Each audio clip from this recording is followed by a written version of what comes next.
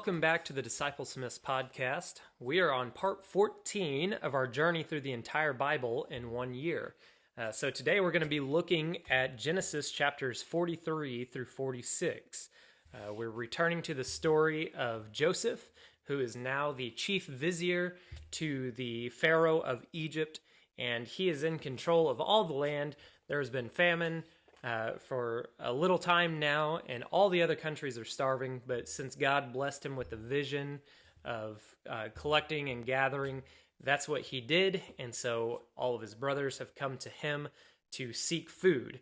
Now, whenever we left off, Joseph had played a trick on his brothers, and he's wanting to see his entire family, and so Joseph told him that they were spies and they were trying to trick him, and so he wanted all of his brothers to come so that he knew that they weren't spies. So we're going to pick right up where we left off. Once again, we're in the Holman Christian Standard Version of the Bible, so if you want to read along, that's the version that I will be using today. So it says here in verse 1, "Now the famine in the land was severe. When they had used up the grain that they had brought back from Egypt, their father said to them, 'Go back and buy us some food.' But Judah said to him, 'The man specifically warned us, you will not see me again unless your brother is with you. If you will send our brother with us, we will go down and buy food for you. But if you will not send him, we will not go. For the man said to us, you will not see me again unless your brother is with you.' 'Why did you cause me so much trouble?' Israel asked. 'Why did you tell the man that you had another brother?' They answered, 'The man kept asking us about us and our family. Is your father still alive? Do you have another brother?' And we answered him accordingly. How could we know that he would say, 'Bring your brother here'?" Then Judah said to his father Israel, 'Send the boy with me. We'll be on our way so that we may live and not die. Neither we, nor you, nor our children. I will be responsible for him. You can hold me personally accountable. If I do not bring him back to you and set him before you, I will be guilty before you forever. If we had not wasted time, we could have come back twice by now.' Then their father Israel said to them, 'If it must be so, then do this. Put some of the best products in the land in your packs and take them down to the man as a gift.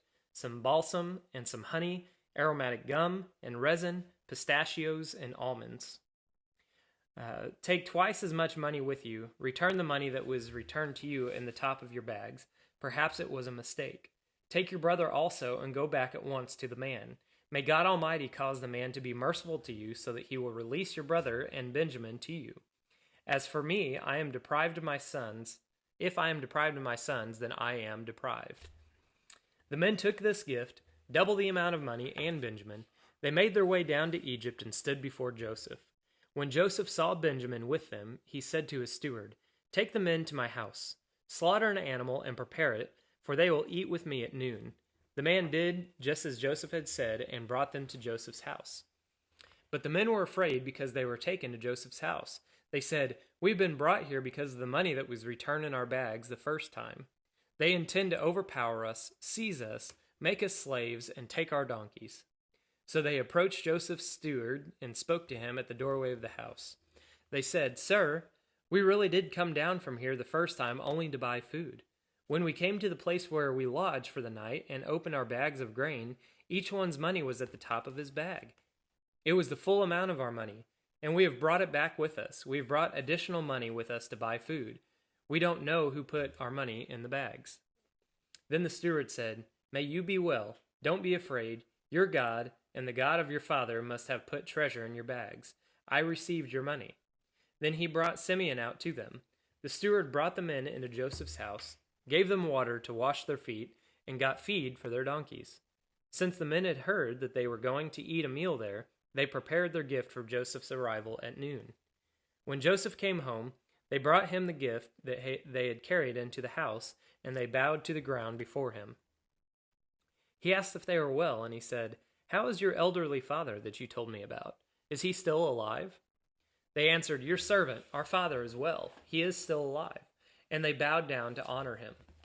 When he looked up and saw his brother Benjamin, his mother's son, he asked, 'Is this your youngest brother that you have told me about?'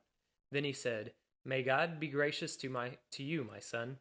Joseph hurried out because he was overcome with emotion for his brother. and he was about to weep. He went into an inner room to weep. Then he washed his face and came out. Regaining his composure, he said, "Serve the meal."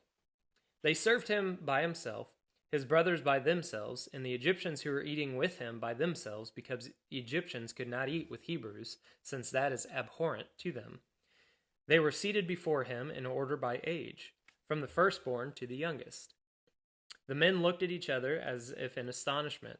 Portions were served to them from Joseph's table, and Benjamin's portion was 5 times larger than any of theirs. They drank, and they got intoxicated with Joseph. Chapter 44. Then Joseph commanded his steward, "Fill the men's bags with as much food as they can carry, and put each one's money at the top of his bag.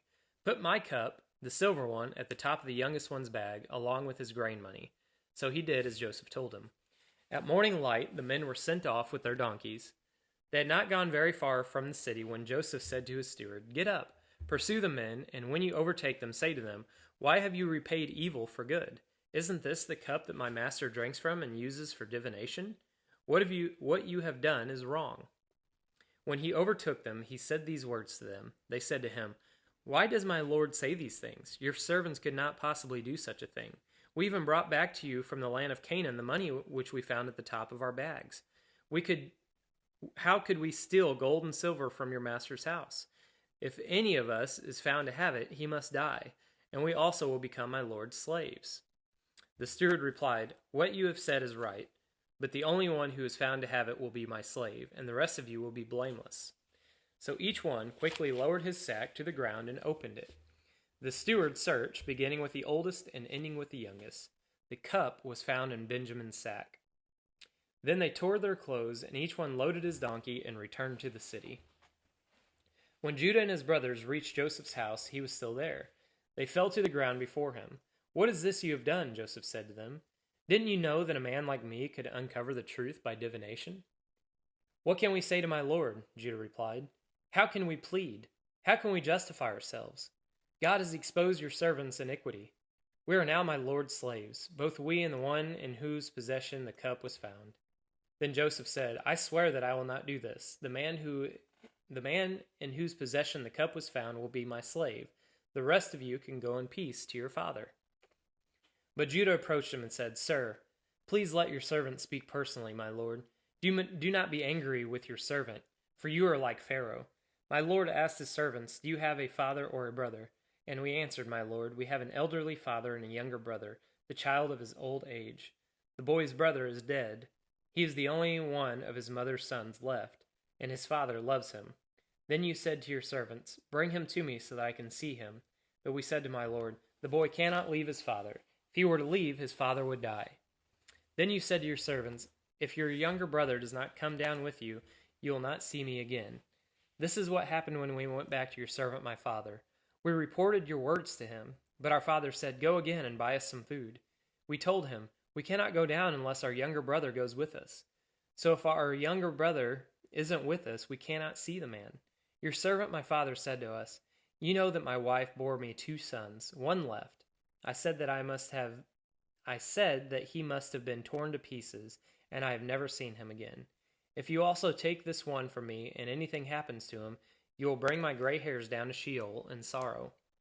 So if I come to your servant my father, and the boy is not with us, his life is wrapped up with the boy's life. When he sees that the boy is not with us, he will die. Then your servants will have brought the gray hairs of your servant our father down to Sheol in sorrow.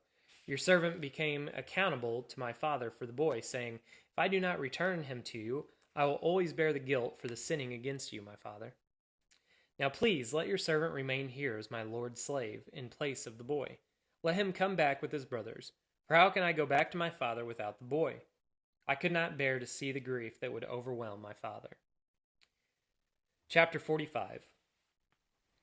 Joseph could no longer keep his composure in front of all his attendants, so he called out, "Send everyone away from me." No one was with him when he revealed his identity to his brothers, but he wept so loudly that the Egyptians heard it, and also Pharaoh's household heard it. Joseph said to his brothers, "I am Joseph. Is my father still living?" But they could not answer him because they were terrified in his presence. Then Joseph said to his brothers, "Please, come near me." And they came near. "I am Joseph, your brother," he said, "the one you sold into Egypt. And now don't be worried or angry with yourselves for selling me here, because God sent me ahead of you to preserve life. For the famine has been in the land these 2 years, and there will be 5 more years without plowing or harvesting. God sent me ahead of you to establish you as a remnant within the land and keep you alive by a great deliverance. Therefore it was not you who sent me here, but God.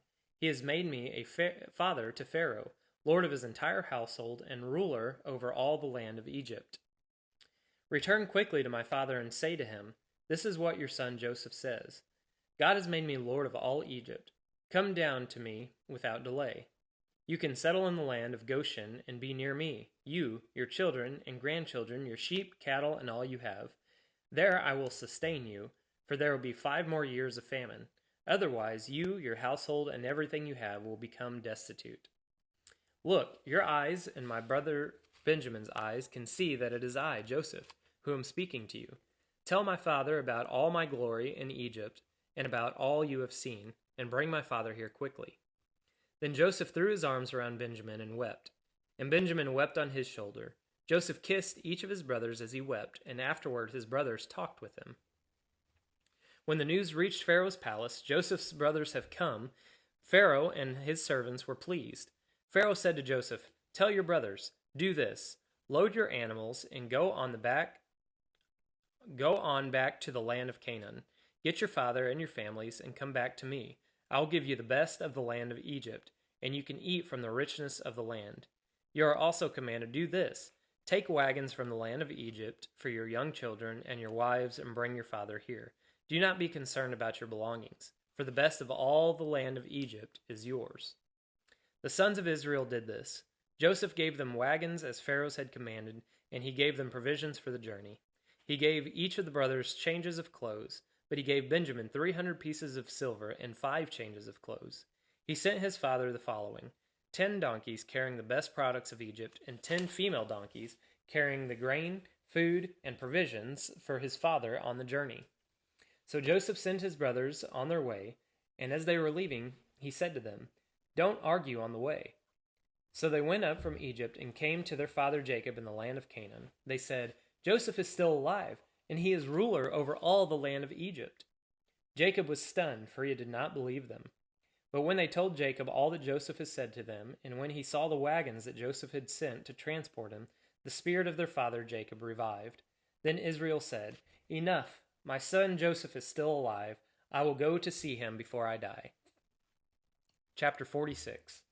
Israel set out with all that he had and came to Beersheba, and he offered sacrifices to the God of his father Isaac. That night God spoke to Israel in a vision. "Jacob, Jacob," he said. And Jacob replied, "Here I am." God said, "I am God, the God of your father. Do not be afraid to go down to Egypt, for I will make you into a great nation there. I will go down with you to Egypt, and I also will bring you back. Joseph will put his hands on your eyes." Jacob left Beersheba. The sons of Israel took their father Jacob in the wagons Pharaoh had sent to carry him, along with their children and their wives. They also took their cattle and possessions they had acquired in the land of Canaan. Then Jacob and all his children went with him to Egypt. His sons and grandsons, his daughters and granddaughters, indeed all his offspring, he brought with him to Egypt. These are the names of the Israelites, Jacob and his sons who went to Egypt. Jacob's firstborn, Reuben. Reuben's sons, Hanok, Palu, Hezron, and Carmi. Simeon's sons, Jemuel, Jamin, Ohad, Jachin, Zohar, and Shaul, the son of a Canaanite woman. Levi's sons, Gershon, Kohath, and Merari. Judah's sons, Onan, Shelah, Perez, and Zerah. But and Onan died in the land of Canaan. Perez's sons, Hezron and Hamuel. Issachar's sons, Tola, Puvah, Jashub, and Shimron. Zebulun's sons, Sarad, Elon, and Jaleel. These were Leah's sons born to Jacob in Paddan Aram, as well as his daughter Dinah, the total number of persons, 33. Gad's sons, Ziphion, Haggai, Shuni, Esbon, Eri, Arodi, and Areli. Asher's sons, Imnah, Ishbah, Ishvi, Beriah, and their sister Sarai. Berea's sons were Heber and Malchiel. These were the sons of Zilpah, whom Laban gave to his daughter Leah, that she bore to Jacob, 16 persons. The sons of Jacob's wife Rachel, Joseph and Benjamin. Manasseh and Ephraim were born to Joseph in the land of Egypt. They were born to him by Asenath, daughter of Potiphera, a priest at On. Benjamin's sons, Bela, Besher, Ashbel, Gerah, Naaman, Ehi, Rosh, Mupin, Hupin, and Ard. These were Rachel's sons who were born to Jacob, 14 persons. Dan's sons, Hushim. Naphtali's sons, Jaziel, Guni, Jezer, and Jillam. These are the sons of Bilhah, whom Laban gave to his daughter Rachel. She bore to Jacob 7 persons. The total number of persons belonging to Jacob, his direct descendants, not including the wives of Jacob's sons, who came to Egypt, 66. And Joseph's sons, who were born to him in Egypt, 2 persons. All those of Jacob's household who came to Egypt, 70 persons. Now Jacob had sent Judah ahead of him to Joseph to prepare for his arrival at Goshen. And when they came to the land of Goshen, Joseph hitched the horses to his chariot and went up to Goshen to meet his father Israel. Joseph presented himself to him, threw his arms around him, and wept for a long time. Then Israel said to Joseph, "At last I can now die, now that I have seen your face and know that you are still alive." Joseph said to his brothers and his father's household, "I will go up and inform Pharaoh, telling him, 'My brothers and my father's household, who are in the land of Canaan, have come to me. The men are shepherds. They also raise livestock. They have brought their sheep and cattle and all that they have. When Pharaoh addresses you and says, 'What is your occupation?' you are to say, 'Your servants, both we and our fathers, have raised livestock from our youth until now.' Then you will be allowed to settle in the land of Goshen, since all the shepherds are abhorrent to the Egyptians." May God bless the reading of his word. May it shape and transform your mind to better discern his will. So a lot of words here in these 4 chapters, and it says a lot here, and there's a lot to unpack, but we only have just a couple short minutes. So the summary I'm going to give is simply that Joseph had revealed his identity to his brothers. The brothers went back to the land of Beersheba, where their father Israel was, and Israel came down with all of his household to settle in the land of Egypt. And so that was basically the summary. Joseph's trick wore off. He revealed who he truly was, and now all of them are going to be settling in the land of Egypt, which is exactly what God had already promised to Abraham several chapters back, early on in Genesis. A couple of things that I want to point out, though, is first of all, it mentions twice here that the Egyptians think that the Israelites are abhorrent. That's a very strong word to use. That's like, if you cannot believe that they do certain things, that their practices are just completely disgusting to you. And so you have to think about that a little bit. It really is kind of astonishing to think about Pharaoh placing Joseph as second in command if the person who is second in command still couldn't even eat with the people he was in command of. So that's kind of a strange thing. But one thing to note is that Pharaoh, and it seemed like all the other Egyptians, recognized the importance of Joseph and his dreams. First of all, that was a favor of God, but also it seems like it was a different time in the culture where you might reward somebody like that, even if you didn't agree with them, even if you thought their lifestyle was abhorrent. If they deserved the accommodations, that's what you were going to reward them with. Just seeing people at times doing the right things, they were just rewarded with all this money and gold or food or whatever the case may be. And so that seems kind of strange to me. And we'll see here in the next few chapters where the Israelites will be in Egypt for 400 years, and their position as, second in command and all that's going to go away. New pharaohs are going to come in. They're going to forget all about what Joseph did and they're going to become slaves who do the work of the Egyptians. And you can kind of see that already because they can't even eat with them. So it's not going to take long to forget their good deeds whenever they're being overshadowed by their, quite frankly, their racist tendencies. And so the other thing that I wanted to mention is that God specifically called Israel and all of his sons out of the land of Canaan to dwell in a foreign land. Jacob trusted in God, Joseph trusted in God, and God found a way through all of that. No matter what it is in life that you may be going through, if you had the Lord on your side, just know that he is preparing a way before you. And my best recommendation for you, my best advice is do not get in the way of the Lord. Allow him to grow you into the person that he's called you to be. Allow him to shape you, especially with trials. Think about Israel. He preserved Israel through Joseph's trials. And now we will have Jesus coming through this bloodline because God protected his family. Now, one more point. I know I said I only had 2 points, but one really quickly about this whole bloodline situation. Later on, we're going to read in the book of Job about how it was Satan's role as accuser to accuse the brethren. He brings up Job's name, or God brings up Job's name, and Satan says he only worships you because he has all these good things. Now, God gives Satan permission to take away all of his stuff, and he does that. Now, I want you to notice here, if God is attempting to preserve this bloodline and send a Messiah through it, what would Satan try to do in order to eliminate that bloodline? What better way than to, first of all, send so much food that there's plenty for 7 years, so it sort of spoils you. And we live in a spoiled world. We can all relate to that. But then he takes it all away all of a sudden. You notice they were all spoiled. The first year that there was famine, they were about to die, and they had to go down to the land of Egypt. So what better way than to send a famine to starve them out, to destroy God's plan? If all the Israelites die, then God's plan cannot succeed. So you can think about it like that.